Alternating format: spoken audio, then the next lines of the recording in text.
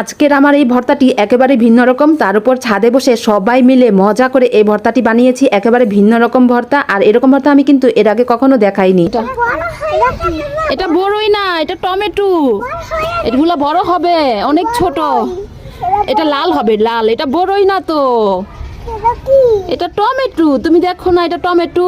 বড় হবে, বড় হবে। হ্যাঁ হ্যাঁ, বড় হবে, এত বড় হবে, আবার লাল হবে। হ্যাঁ, এই যে আরেকটা, এই যে টমেটো, এই যে লাল হইতাছে, এই যে দেখছো, এই যে। হ্যাঁ, এই যে আরেকটা। এগুলো তো সব টমেটো, বড়ই না মা। দেখছো, এই যে লাল হইতাছে, এই যে টমেটো। ছিড়বা না, ঠিক আছে? হ্যাঁ, বড় হয়ে গেছে, আরো বড় হবে, আর পাকবে।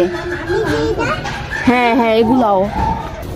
আমরা গাছের এত সুন্দর এই যে ফুল আসতেছে, এবার যত্ন করবো ইনশাল্লাহ। আমরা গাছটা পাতা নাই, কিন্তু ফুল আসতেছে, এই যে পাতার আগেই ফুল। ইনশাল্লাহ এবার এই গাছটাতে যত্ন করতে হবে। টাইনা টুইনা তুলতেছি এখন আর কি। এগুলা না তুললে গাছটা শক্তি পাবে না, তাই না? যতটুকু পারো তুলো সিনথিয়া।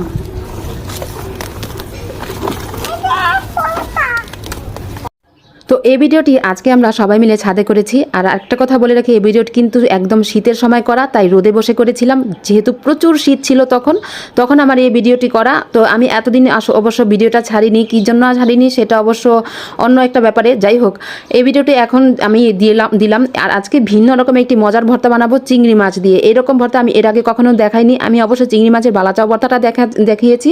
তো আজকে আমি ভিন্ন রকম এই ভর্তাটি বানাবো। অবশ্যই সবাই পুরোটি ভিডিও দেখতে হবে, আর অবশ্যই আমার চ্যানেলটি একটি সবাই সাবস্ক্রাইব করে দিবেন, আর আমার পেজটিতে একটি ফলো দিয়ে আসবেন।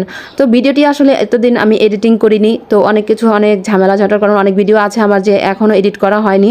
তো ভিন্ন রকম একটি রেসিপিতে ভিন্ন রকম একটি ভর্তার ভিডিও আজকে নিয়ে এসেছি, চিংড়ি মাছের ভর্তা। চাইলে এভাবে আপনারা বানিয়ে খেতে পারেন, গরম গরম ভাতের সাথে কিন্তু ভীষণ মজা লাগে।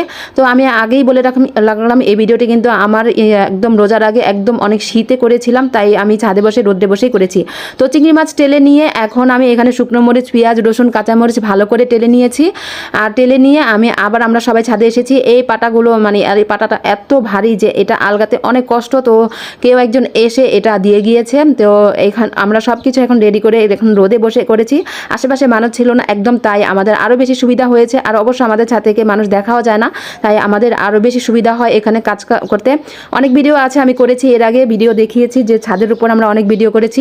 তো এখন চিংড়ি মাছ আমি ভালো করে ধুয়ে বেছে নিয়েছি। আর এর আগে কিন্তু আমি শুকনো মরিচ, কাঁচামরিচটা বেটে নিয়েছি। তারপর আমি পেঁয়াজ, রসুন এখানে বেটে নিচ্ছি। ধনে পাতাটা কিন্তু অবশ্যই দিতে হবে, তাহলে কিন্তু ভীষণ রকমের ভালো লাগবে এই ভর্তাতে। চিংড়ি মাছের ভর্তা কিন্তু ধনে পাতা না নিলে চিংড়ি মাছের কিন্তু একটা অন্যরকম গন্ধ আসে।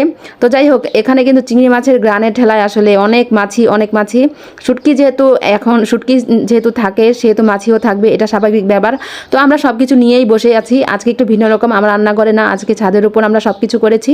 তো কেমন হয়েছে আজকের ভিডিওটি সবাই অবশ্যই কমেন্ট করে জানাবেন, আর অবশ্যই আমার পেজটিতে একটি ফলো দিয়ে আসবেন, আর আমাকে লাইক দিয়ে তারপর কমেন্ট করবেন। আর এইদিকে ভর্তা হয়ে গেছে, তো গরম গরম ভাতের সাথে আমি খেয়ে ফেলেছিলাম। তো সবাই ভালো থাকবেন, সুস্থ থাকবেন, স্বপ্নের পথে পাশে থাকবেন, আর আমার জন্য দোয়া করবেন আমি যাতে অনেকটা এগিয়ে যেতে পারি। আল্লাহ হাফেজ।